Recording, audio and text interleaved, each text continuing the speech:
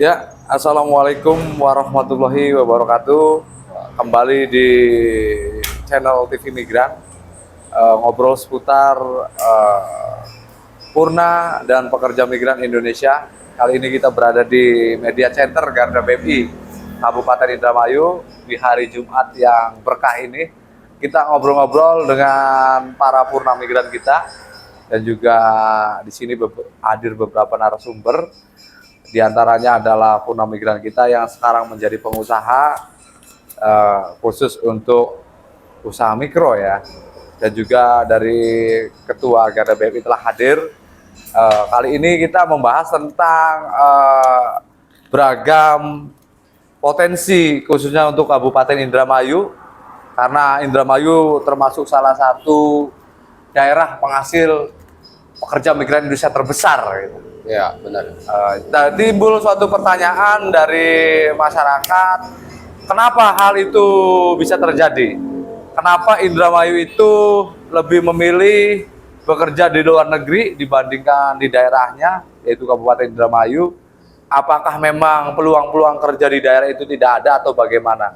Dan kali ini kita akan sedikit menanyakan kepada Ketua Garuda BMI terkait dengan masalah Kabupaten Indramayu, khususnya tentang pekerja migran kita. Ya. Apakah memang itu dorongan dari kemauan individu mereka sendiri ataukah bagaimana, Ketua? Kalau ketika kita melihat potret masalah Kabupaten Indramayu, silakan. Terima kasih, Bung Yoto. Jadi saya melihat di Indramayu ini hanya ada dua potensi sebenarnya. Satu, lumbung padi. Kedua, ya dengan pantai yang cukup panjang, artinya perikanan. Itu hanya dua potensi, sedangkan masyarakat Indramayu cukup banyak juga ya. Sehingga tidak ada peluang kerja di sini di Indramayu. Yang dulu sebelum ada migrasi lah ya, sebelum ada migrasi ya, teman-teman Indramayu kan pada ke Jakarta melakukan urbanisasi, sekarang migrasi. Ya kan, imigrasi. Karena mungkin zona industri juga belum masuk. Nah, karena memang zona industri tidak ada, belum masuk. Kemudian ya paling ada Alfamart apa, tapi kan itu juga hanya distribusi produk. Iya, tidak ada ini kan. Nah, berarti Indramayu itu ya secara rata-rata, Ketua, dapat disimpulkan bahwasanya dalam 1 tahun itu beberapa lembaga pendidikan mengeluarkan tenaga kerja yang siap pakai, ya, tapi peranan pemerintah daerah itu tidak mampu menyerap, seperti itu ya. Seperti tidak ada pemerintahnya gitu, Bu. Iya, jadi tidak mengurus warganya lah. Iya, jadi tidak seimbang antara jumlah pekerja yang siap kerja, ya kan, dan pemerintah tidak bisa mengupayakan menyerap tenaga kerja untuk wilayah Kabupaten Indramayu. Sekarang tanya balik ini.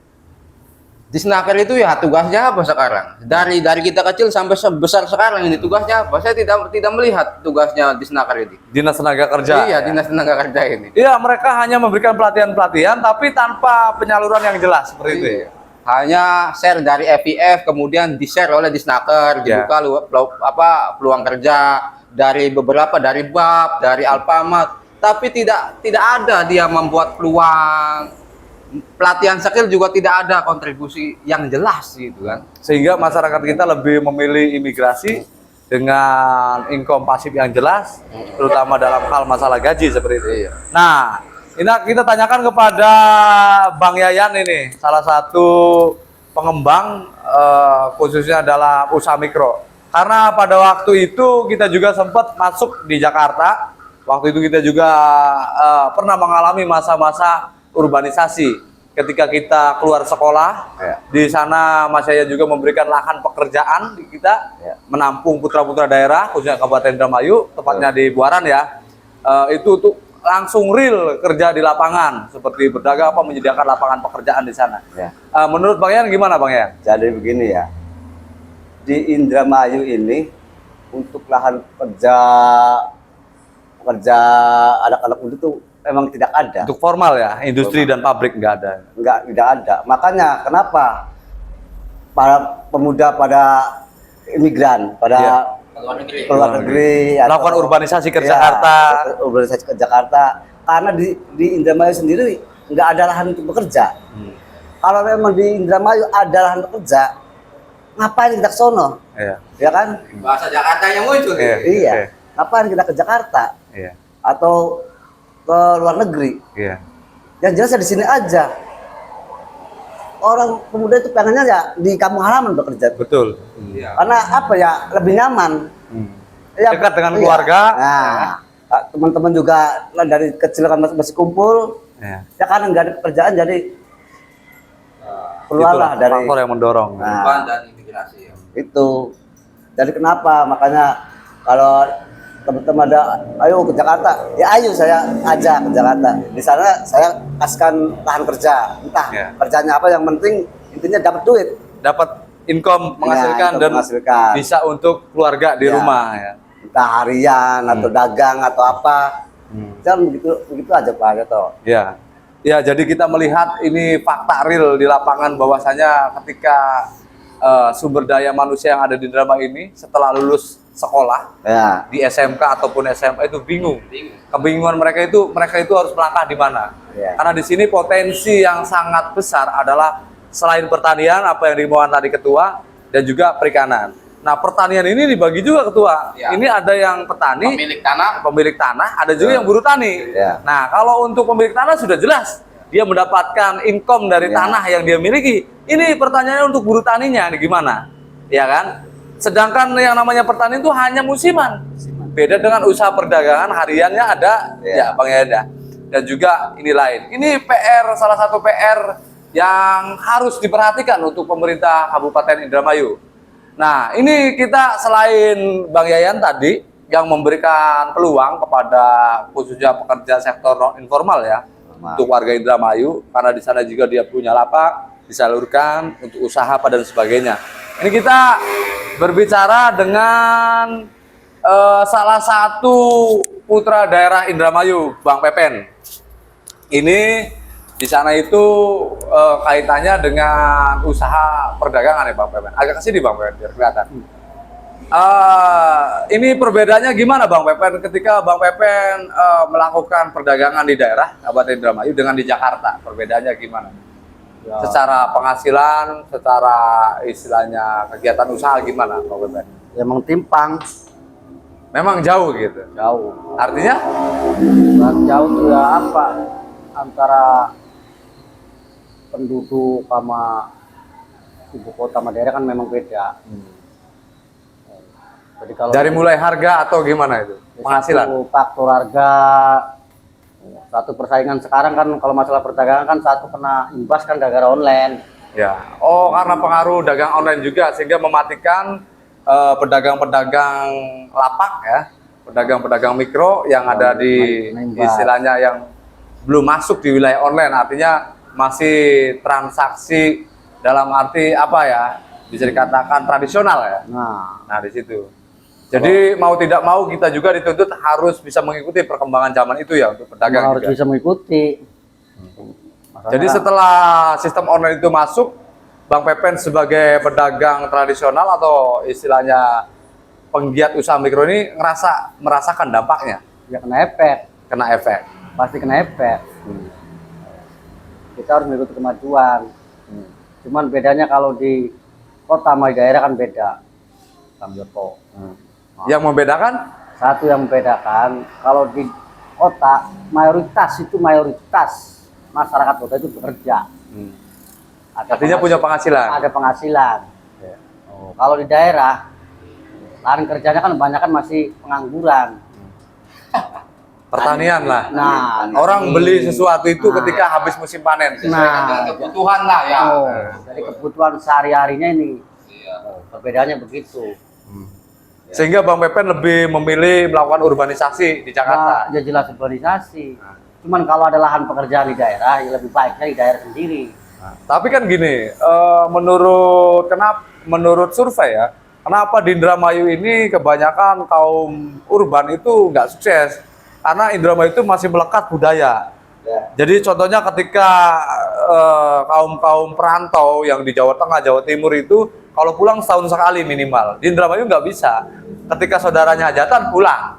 Jadi begini, kalau kita Indramayu sama daerah lain itu bedanya begini. Kalau Indramayu itu masih kental adat istiadat, ngikutin adat zaman Iya. dulu. Meskipun baru berangkat besok misalkan saudara hajatan pasti pulang 3 hari. Enggak masalah Kedepan. hajatan aja Bang Yoto. Ya. Kalau masalah hajatan mah ibaratnya kan sedekah keluarga. Nih kalau masalah adat, ada sedekah bumi, ada unjuan udah pasti. Udah pasti Udah pulang. pasti pulang. Perbedaannya begitu. Beda sama daerah-daerah lain. Bahasa lainnya kan rasa berenakan lah. Nah, Iya. Merantau aja orang. Iya, kayak kumpul-kumpul belum bisa balik ya. Seperti itu. Itu yang menjadi faktor. Ini solusi nih. Kita kembali menanyakan kepada Ketua Garda BMI cabang Indramayu. Ini itu salah satu latar belakang masalah terhadap para pekerja kita ya. Ini menurut pandangan Ketua ini bagaimana untuk menyikapi solusi hal tersebut, Ketua, untuk Kabupaten Indramayu itu sendiri? Ya, saya melihat potensi Indramayu itu dari Jakarta kan dekat hanya 3 jam ya. Artinya harusnya kena imbas perekonomian. Betul. Tapi di sini tidak. Dan ada dua yang mengisi otaknya ya perikanan. Nanti untuk mengisi daya pikirnya, kemudian ada karbohidrat yang mengisi ininya ya, tenaganya gitu ya. Harusnya dibarengi dengan penghasilannya juga gitu. Sehingga harusnya pemerintah Indramayu itu menghadirkan investor atau menghadirkan itu apa namanya yang kayak di pengembang. Sehingga masyarakat Indramayu itu ya sudah mampu, artinya tidak urbanisasi, tidak migrasi, apalagi ketika imigrasi banyak juga yang masalah, Bung. Ya kan, ini bangsa Indonesia yang kemudian menjadi pelecehan di sana, terjadi pelecehan seksual dan lain sebagainya. Ini ya sebenarnya pekerjaan yang sangat bahaya sebenarnya di imigrasi. Jadi mungkin begini, Ketua, ketika kita melihat Indramayu sebagai kantong terbesar penghasil buruh migran, secara devisa memang iya, secara ekonomi ada peningkatan, Ketua. Iya. Tapi secara sosial juga banyak kasus-kasus sosial yang terjadi, seperti perpecahan rumah tangga, ya kan? Banyak sekali. Istilahnya hal-hal lain, ya kan? Secara psikologis juga menjadi bisa dikatakan krisis. Iya, krisis dalam arti apa ya? Krisis dalam arti pasangan. Iya. Betul kan? Iya. Jadi kita sekarang sudah tidak bisa melihat ketika cewek ABG, ya kan, yang seharusnya itu siap menikah, ini nggak ada krisis. Itu menyindir ente. Iya, bukan. Artinya gini, setelah keluar SMA, mereka itu kan keluar negeri nih, Ketua. Iya. Benar kan? Benar. Nah, Bagian-bagian yang ketaku. emang iya. Artinya kalau di kota saya menemukan itu seimbang antara kaum perempuan dan laki-laki, gitu lah. Kalau di Indramayu kan nggak ada. Nggak ada perempuannya. Nggak ada. Semua, Imigrasi semua habis. Adanya di Taiwan, di Singapura dan lain-lain. Ini juga konflik sosial yang harus dipecahkan oleh pemerintah kita, Ketua. Nah, Jadi terjadi kesenjangan ya antara laki-laki dan perempuan. jadi dua instansi yang sangat padat hari ini di Kabupaten Indramayu. Yang pertama adalah PP2MI, Ketua, Ya. kan, sebagai badan pelindungan dalam hal Pengadilan agama, pengurusan. Pak. Ya, yang kedua pengadilan agama. Ini konflik sosial yang nyata.